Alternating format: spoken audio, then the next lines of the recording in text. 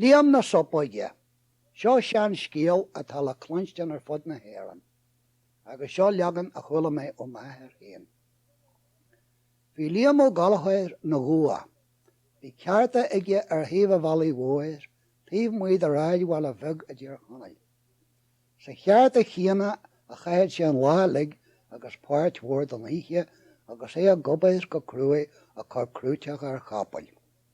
Dibríod sé dónach agus dálach, ó ar ba bhig aird a bhí ag ar dhia, agus an sna leitheanta sin fadó nuair nach ró tréanacha na glúisteanam bhí neart le deanú gomhne. Agus ní gilas taisteil ar bí eile an ach an capal. Ga híthe nuair a bhí obair a le tríchnaí, héo Liam ag teachal leama agus dana sin sin a gáil go dtí go machar maidin. Í amháin agus é a lúb coideachta bhí sé marigní fan tuil chrúi a bhí aige a sihreú chodach as alles ó bhálacha. Cai sé sa sesin le daine a chairde, ghfuil dáid níos fosa le harigad ail, seachas a bheith cromós ceann na fórnéisi sin sa chearta ó thugadú agus an dram a bhreisiú. Táir sa chara a chula tú tracht ar an eabhain dúthiriú. Chualas ar sa Liam. Sin daine a anam a dhí leis near hís. Agus thoisi sé smuitiú go dóin na chraí. Níor lórsa níos mó an ihe sin.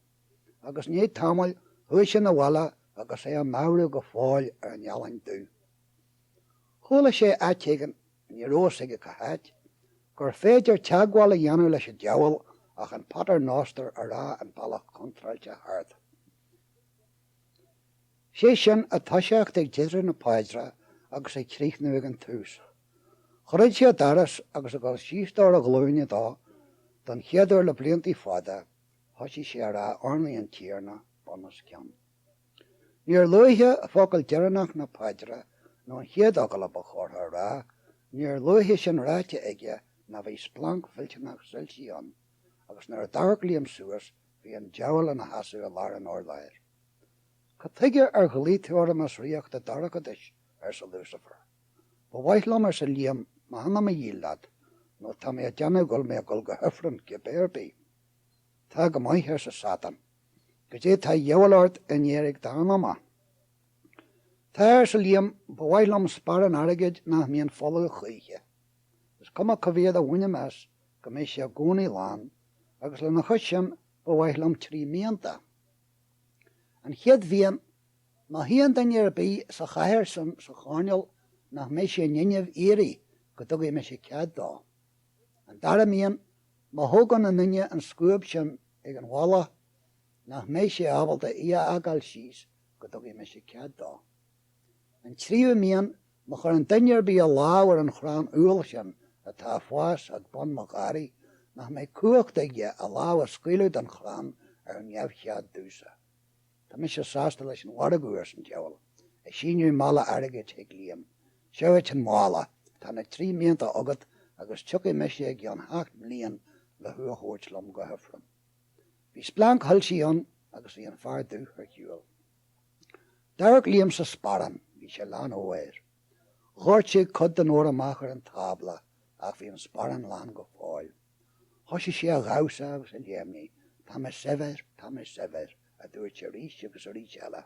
Ní bheith féchorm a bheith a gobar agus a scláíocht sa cheart a gámanta sin níos mó. Chai sé ní bhú ama níos sa teach leama, agus chai sé chu dearigid le fin, mrá agus ceol.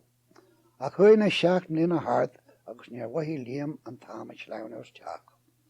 Agus í amháin nuair a bhí sé teach sa teach, in í an lá lig a chaithú le hálachan, las splank haltí an teacha lig suas agus bhí Lucifer na hasú a lár an orlair. A Liam ag galachhair ar sa sesin, tá an tam caite, tá na 7 mbliana staí agus níos caithú a hachtlam go dtí an tinna héirí. Má go leor a hátail ar sa Liam, sí sa chaithir san go bhhaid mé mo cháta agus be me lad.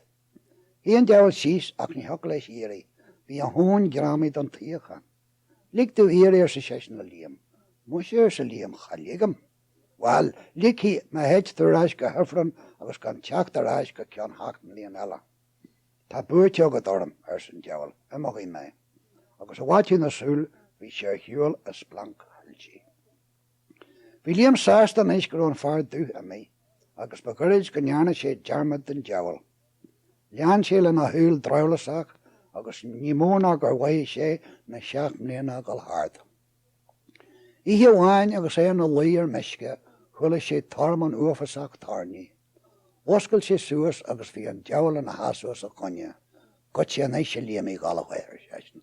Tá tú teach le an éiri seo agus níl me gala hir an chair. Tá go maithir sa Liam, ach bheiste leat an torlar a scuúbe tú go bhaid mé mahata. No ba bhíon lam an teacha agal go hárdúil ag na daine thuchas an seo am dhé. Á mo go leoras an deabhal. Thug sé an scuúb agus hasí sé scuúb an orláir, ach ní thuga leis stad, agus ní thuga leis an scuúb agal síos. Lig tú an scuúb seo agal síos ar an deabhal go faragach. Mu sé sa Liam ní licid. Well, licí má bheran tú 7 mbliana eile tú. Begant an deabhal ghlacu leis an gharagú agus bhaiti na súil bhí sé ar hiúil a néal deataí.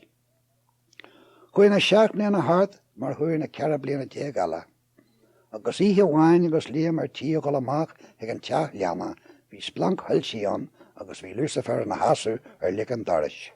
Rug sé grimar scíthe Liam agus ar sesin a níos te grim go mát agus ní scuilí mé mai grim go mí tú sa follas difniú nifran.